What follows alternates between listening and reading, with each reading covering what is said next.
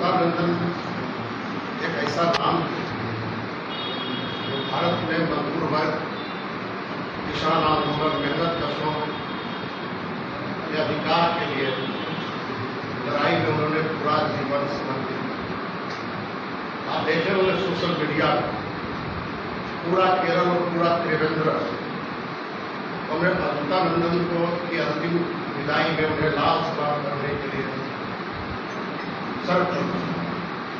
वो एक ऐतिहासिक पुरुष थे। आपने सुना आप जब 4 साल के थे उनकी माता जी उनको छोड़ करके गुजर गई, उनकी मृत्यु हो गई। दुर्भाग्य से 11 साल की उम्र में उनके पिताजी की मृत्यु हो गई, लेकिन उन्होंने हिम्मत की और जब वो 17 साल के थे तब वो केरला के अंदर सामंतवाद के खिलाफ संघर्ष में वो शामिल हुए। कम्युनिस्ट पार्टी कम्युनिस्ट पार्टी वो उसमें शामिल हुए। जब वो शामिल हुए तो कभी पीछे मुड़ के नहीं गए। पूरे उनके जीवन यात्रा को देखेंगे तो पूरा जीवन उनका दलित के लिए, पिछड़ों के लिए, महिलाओं के लिए और केरला के अंदर जो समाज का सबसे कमजोर तबका उनके अधिकारों के लिए उन्होंने समर्पित किया। और जो बड़ा आंदोलन हुआ केरला के अंदर, उनका वैली का आंदोलन, विद्रोह था, सामंतवाद के खिलाफ विद्रोह, उसमें एक ऐतिहासिक विद्रोह, उसमें उनकी भारी योगदान हुआ, शामिल हुआ। और इस प्रकार केरला के पार्टी के निर्माण में, बड़े संघर्ष के विकास में, जन आंदोलनों के विकास में उनकी बड़ी अग्रणी भूमिका रही है। वो 7 बार एमएलए रहे, 3 बार केरला विधानसभा में विरोधी दल के नेता रहे और 1 बार वो मुख्यमंत्री रहे। कभी वो हारे ही नहीं विधानसभा का चुनाव, और जब वो विरोधी दल के नेता हुआ करते थे उस वक्त वो केरला की जनता का वॉइस था। और इसलिए जहां भी वो जाते थे, सभा में, मीटिंगों में, हजारों लाखों लोग उनको सुनने के लिए, उनको देखने के लिए वो उमड़ पड़ते थे। यह उनके संघर्षों में उनका समर्पण था, निर्भीकता, विचारधारा के प्रति समर्पण, सामंतवाद के खिलाफ संघर्ष में हर तरह से जोखिम मोल लेना, इसके चलते जनता में इतनी बड़ी उनकी लोकप्रियता रही।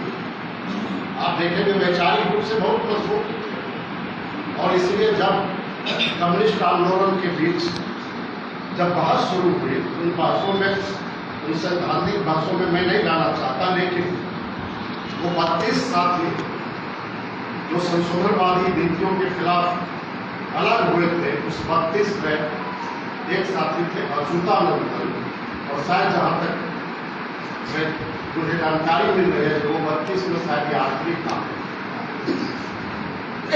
और 1964 में भारतीय कम्युनिस्ट पार्टी का निर्माण, उसमें वो शामिल रहे। और उसके बाद सबसे पहले तो भारत के अंदर EMS के नेतृत्व में जो सरकार बनी केरला में, उसके अंदर भी उनका बड़ा योगदान। और आज आप देखते हैं केरला इस देश के अंदर सबसे बेहतर एक मॉडल है, साक्षरता में, शिक्षा में, स्वास्थ्य में सबसे ज़्यादा वहाँ मजदूरों की मजदूरी मिलती है, 850 रुपये प्रतिदिन मजदूरी हर मामले में। ये कोई हमारी पार्टी के तरफ से बात नहीं है, बल्कि पूरी नीति आयोग ने भी इस बात को स्वीकार किया। इतनी बड़ी उपलब्धि केरला का देश में एक वैकल्पिक नीति के रूप में वो दिखाई पड़ रहा, इसमें कॉमरेड अच्युतानंदन की भूमिका बहुत ही ऐतिहासिक भूमिका रही। और 64 में जब पार्टी जब अलग हुई, उसके बाद भारत के अंदर भारतीय कम्युनिस्ट पार्टी मार्क्सवादी को सांगठनिक रूप से संघर्षों के बदौलत मार्क्सवादी सिद्धांत के प्रति एक सही ठोस प्रस्तुति का ठोस मूल्यांकन करते हुए केरला और देश में जो ठोस निर्णय लेने तक पहुँचाने में उनकी बड़ी भूमिका है।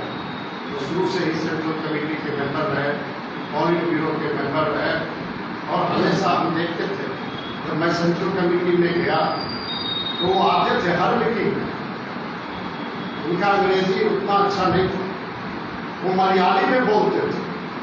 एमए बेटी अभी जनरल सेक्रेटरी हैं, उनका वो ट्रांसलेट करते थे। और उस वक्त जब कि पार्टी के अंदर वैचारिक रूप से बहुत बहस हुई, उस बहस में बेहिचक अपनी बातों को रखने से वो कभी नहीं पीछे हटते थे। ये उनका गुण था। और जिस व्यक्ति में कम्युनिस्ट गुण खड़ा हो वही व्यक्ति महान होता है। और सही में हमें अच्युतानंदन से आप प्रेरणा लेनी चाहिए। आज अच्युतानंदन जब हमारे 101 वर्ष जिए वो, और पूरा 101 वर्ष वो केरल के लिए और देश के मजदूर वर्ग के लिए मेहनत पर कसों के लिए जिए। यही उनकी जीवन की उपलब्धि है जो मरने के बाद आज करोड़ों लाखों लोग उन्हें याद कर रहा। मैं भी अपनी तरफ से पार्टी की राज्य कमेटी की तरफ से कॉमरेड अच्युतानंदन के प्रति श्रद्धांजलि अर्पित करता हूँ। और हम सब लोगों को श्रद्धांजलि देना है, जिसके बारे में राष्ट्र सचिव ललन चौधरी ने चर्चा की। आज की तारीख में हमारे देश के सामने, हिंदुस्तान की जनता के सामने और खासतौर से बिहार के सामने जो बड़ा गंभीर चुनौती है, चाहे वो चुनौती फांसीवाद का हो, सांप्रदायिक ध्रुवीकरण का हो, या हमारा जो जनवादी अधिकार है, मत देने का अधिकार उनसे वंचित करने का हो। ऐसे वक्त में हम कॉमरेड अच्युतानंदन से संघर्ष की प्रेरणा लेते हुए संकल्प लेते हैं कि हम लोग उनके बताए हुए रास्ते पर आगे बढ़ेंगे, संघर्ष को आगे बढ़ाएंगे। और उनके जो अधूरे शब्द में मानव द्वारा मानव अनुशोषण होता है, उससे मुक्ति का सपना, भारत में सामंती पूंजीवादी व्यवस्था को समाप्त करके समाजवादी व्यवस्था कायम करना, यह जो उनका सपना, जिस सपने के लिए वो जिए, वो अधूरा है। उन सपनों को हम सब मिल करके वर्ग संघर्ष, सामाजिक न्याय का संघर्ष, स्थानीय मुद्दों पे संघर्ष, सामाजिक मुद्दों पे संघर्ष, इन संघर्षों के बदौलत समाज में जो कागज संतुलन है उसको बदलेंगे। और एक दिन जरूर भारत के अंदर भी समाजवादी व्यवस्था कायम करेंगे। यही उम्मीद करते हुए हम सब लोग संकल्प लेते हैं। उनके